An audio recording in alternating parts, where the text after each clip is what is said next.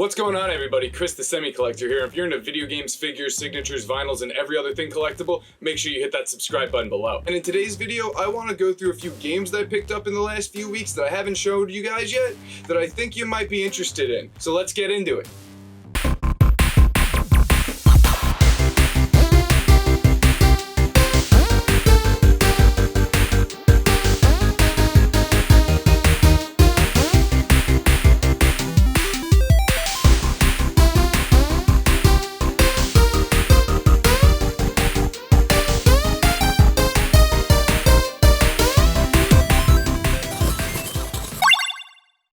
So I got a bag full of games here that I haven't gone through with you guys yet. Some are pretty cool, some are just there to fill out some of my collection, but wanted to show them to you, go over some of the games. The first ones that I picked up were actually to fill out my DBZ collection because I want to get all the PlayStation, PlayStation 2, and PlayStation 3 Dragon Ball Z games. I already have all the PlayStation 4 ones, so good there. If any more come out, definitely gonna grab them. But I'm going back, trying to get the ones that I either had as a kid, saw at friends' houses, or never even got to play, to check them out, because it's a series I've liked since I was a little kid, watched all the cartoons once they came over to America, got the VHSs, all that jazz. My brother even has, I think, the complete set on DVD for all of the Dragon Ball so far, so that's pretty cool. And the first two games, like I said, are Dragon Ball. One for the PS2, Dragon Ball Sagas, and one for the PS2, Dragon Ball Burst Limit. Now, Sagas, I believe, was also on the PS1. Correct me down in the comments if I'm wrong. And like a lot of DBZ games, it's an action RPG. You play as the Dragon Ball Z characters, fighting your enemies and everything like that, from what I remember. I haven't played through it in a while, but definitely giving it a shot. Now for burst limits, that's something I never played, never got into on the PS3. PS3 was one of those generations of consoles where I just didn't get a lot of games initially. I wasn't the biggest modern gamer at the time. I was kind of not even the biggest gamer. There was a few years where I took a little hiatus, so to speak, from playing a lot of games, mainly college, work, things got in the way, and I wasn't playing as much games. But then The Last of Us brought me back to the modern gen with the PS3 and got back into it.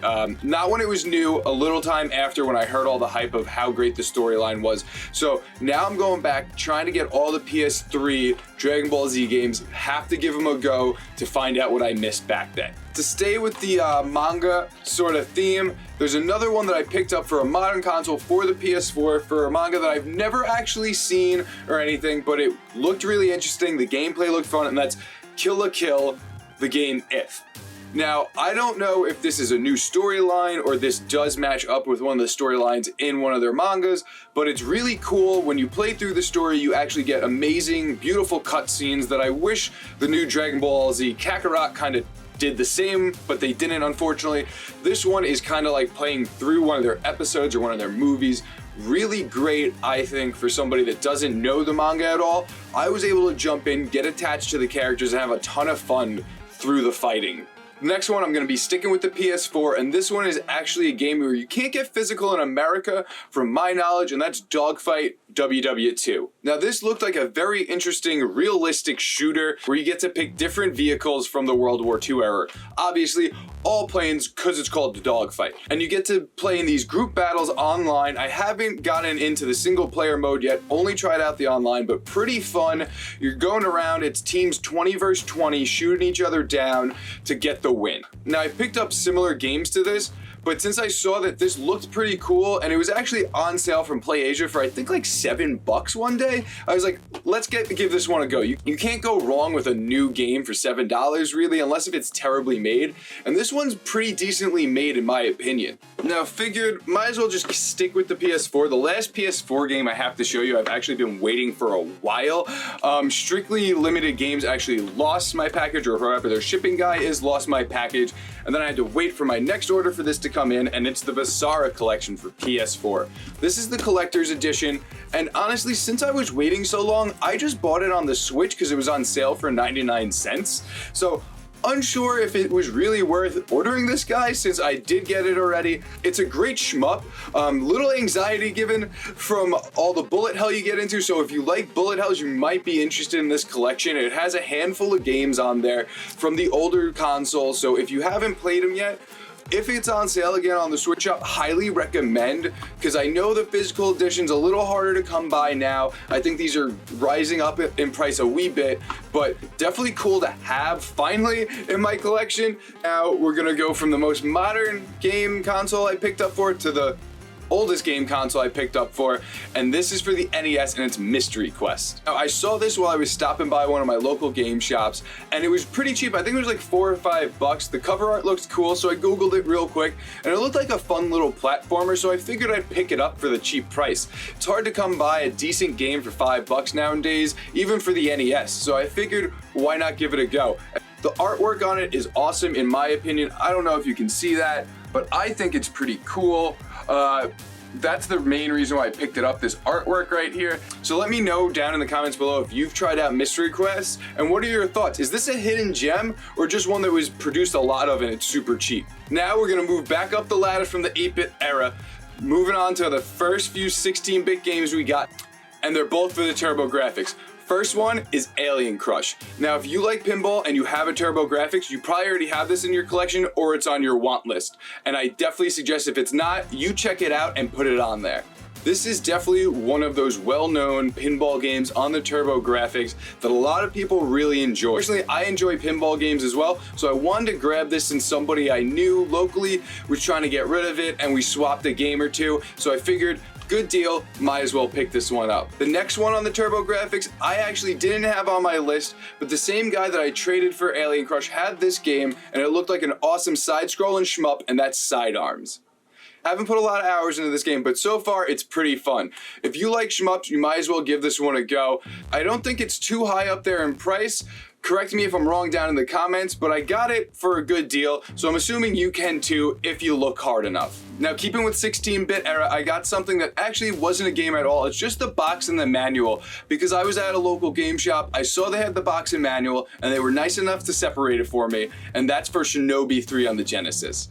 Now, I rented this game when I was a younger kid from Blockbuster around the block from my dad's house, and I loved the game. Played it so much that entire weekend that the next time I was able to buy a game, that was the game I got. Unfortunately, like most people, traded it in back in the day, and I've wanted it ever since. I got a loose copy a few years back for a very, very cheap price, and I just haven't wanted to pay the price for the case and everything, but I've gotten all the other Shinobi games on Sega Genesis complete in box now, so I figured I had to get this one to complete and round out the collection. Super happy that I did, because this is the one that I have the most nostalgia for. Now, keeping with Sega Genesis, I have a game here that is technically a newer Sega Genesis game.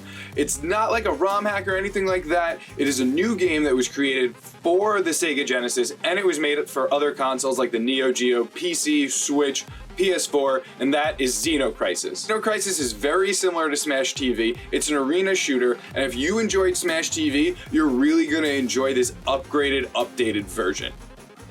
A buddy of mine was actually one of the backers, and he's one of the people you have to save in the Neo Geo version, so if you have the Neo Geo version, make sure you save my buddy. Now, the next one we're getting into is for the Sega, and technically for the 16-bit era, I think, but it's for the Sega CD, and that's WWF Rage in the Cage. One of my buddies had this and a Sega CD when we were growing up, but unfortunately for me, I didn't get to play it too much. But thankfully, when we were going through some of his old stuff, when he was trying to clean out things, we found some of his old Sega CD stuff. And this was in there, not this exact copy, because his copy was actually cracked in half, the box was completely damaged and everything like that. But once I got some of his old childhood games, it really got me itching to get a good copy of this. Especially since I'm trying to get all the WWF and WCW games from the 8-bit era onwards, complete in box. So I had to pick this up. One of my local game shops had this for a pretty good deal, and I couldn't pass it up. Everything was mint, and it was the best deal I could find. Now, I know there's a story mode in this, kind of like an arcade mode where you get to fight up the ladder, but I never did that, so I'm really looking forward to going through this and giving this game a go. Now, we're skipping over a little bit, and we're going back up to the PS2 generation.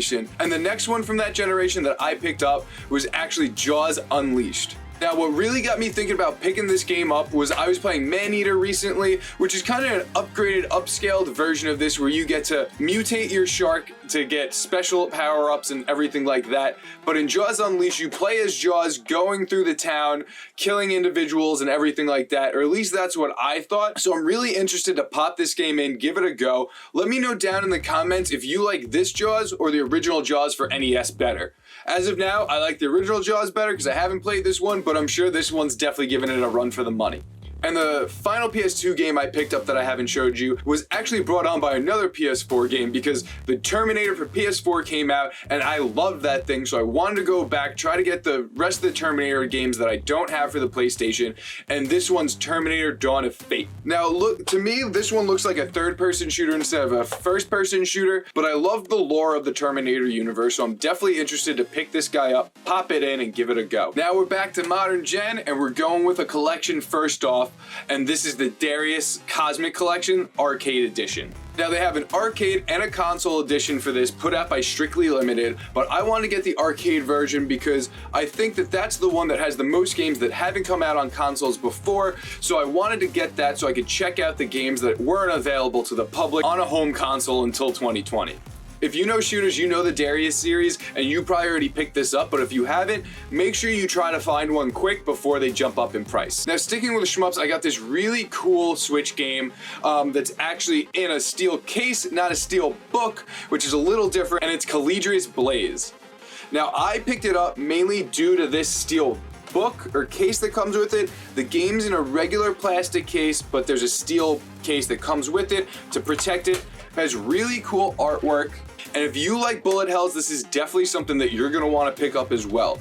It looks like it has a pretty cool storyline. I haven't played it yet, but it looks really interesting. And since this special edition was on sale for I think like $17 US, I wanted to pick it up because it had a really cool case with it, and I'm into steel books, and this is a little bit different than a steel book, so I wanted to add something like that to the collection. The last two games I want to show you are both indie games, and the first one you've probably heard of before because it's a really popular one, and it's Donut Country. In this game, you play as a whole just trying to suck up everything in the world, and there's different puzzles involved. You might have to shake some people to get some items loose so your hole can get bigger so you can swallow everything else in the level, but I'm kind of into games like that. It's kind of turn off your mind, get to playing, have a little fun, and those games are always good to have around. A nice throw it in, pick it up and play, don't have to think too much. Now the last one I'm going to show you guys, I actually picked up because the game sounded like a hilarious premise because you play as an indie developer, and that game is Indiepocalypse. Now this was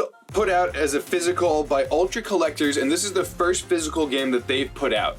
And since this is a pretty funny RPG with a bunch of mini games, I wanted to pick it up in a physical edition and give Ultra Collectors my money for their first release. Now I've been into these small printers recently, and this one popped up, so I wanted to give it a go, especially since this was a game that I wanted to try out anyway.